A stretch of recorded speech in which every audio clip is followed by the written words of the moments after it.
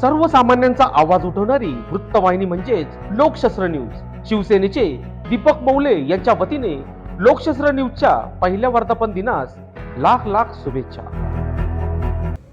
लोकशास्त्र news या चॅनलचा हा पहिला वर्धापन दिन 3 जानेवारी 2024 ला लोकशास्त्र न्यूज म्हणजे समाजामध्ये जी काही वाईट वृत्ती चालू आहे त्या वाईट वृत्तीवर घात म्हणजे लोकशास्त्र न्यूज।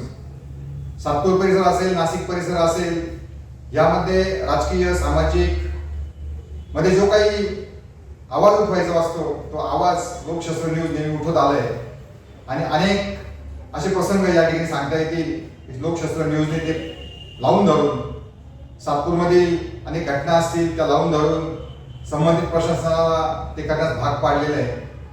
आणि आमचे बंटी भाऊ हे सातपूरकरांच्या हाकेला ओ देतात आणि ज्या ज्या ठिकाणी अन्याय होत असेल त्या ठिकाणी ते अगदी कमी वेळात पोहोचून ती बातमी तयार करतात। कधी कधी बातमी तयार न करता जर त्याच ठिकाणी तो अन्याय निवारण करण्याचा असेल तर ती बातमीलाही व्हॅल्यू न देता तो अन्याय त्याच ठिकाणी निवारण करून त्याची बातमी करत नाही का त्याचा समाज बांधवांवर परिणाम व्हायला नको।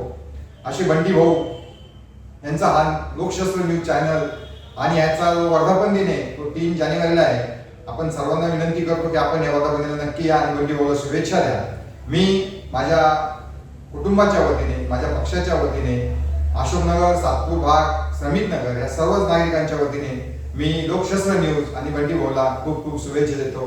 धन्यवाद।